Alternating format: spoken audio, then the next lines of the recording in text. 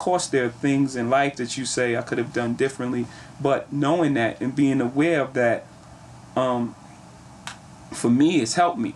So for every play that I've, every chess move that I've made, I was like, he's gonna do that. It's like, it was followed up because I learned from that one. Okay, now I have to change my strategy because I moved that there. He's gonna move there. Now I have to move this over here. So at the end of the game, I believe, I trapped the queen in the corner. To use a great analogy, and I have the king in my side. So I'm pretty happy with where I am.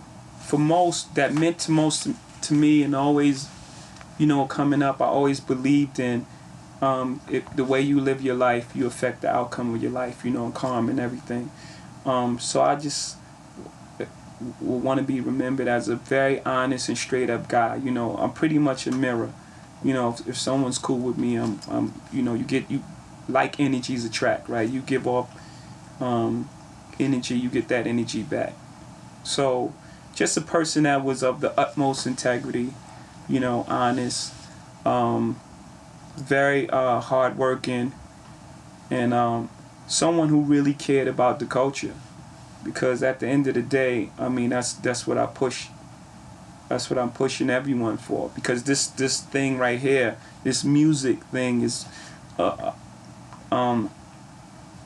thing that I don't think everyone figured into the equation, right? Because you have projects, and you have certain people sectioned off in certain areas, and you have better schools here and worse schools here, and this whole thing was like a chessboard again. This whole thing was set out a certain way, and then rap music came, and it turned everything around.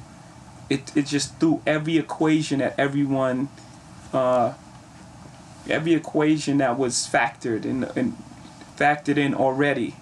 It just threw that thing for a loop. So I have a responsibility to the culture as well. So everything that I do, in every room that I walk in representing hip hop. I don't try to hide that, or try to talk different, or or hide the fact that's where I came from. You hip hop guy, you're different. No, I'm not different. I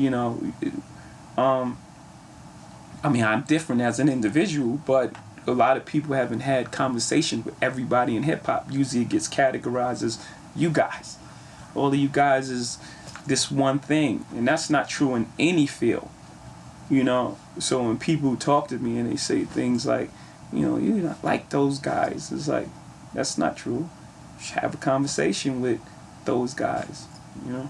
For one, the whole retirement, around the Black Album was, I got to a point in my career that I felt like I was starting to put albums out, because it was that time of year. It was more so everyone expected an album from me come November. And I loved the music too much to ever get in that situation. And then I was presented, there's two things happening at the same time. It was that feeling, that fear of just making an album because I can, or and it was the opportunity to run Def Jam, at the time it was Def Jam and Warner.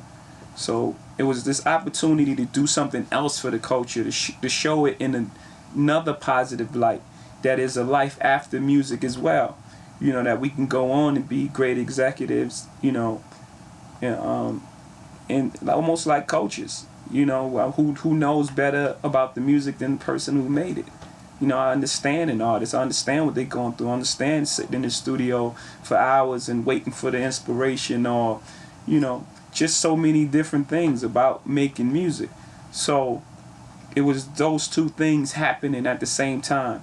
And I've always, it's funny, since Reasonable Doubt, I was always had one foot out the door. It was just the music just kept, first it was the business of the music. After Reasonable Doubt, I thought I was going to make one album, be done, but then we signed a contract with Def Jam, and it was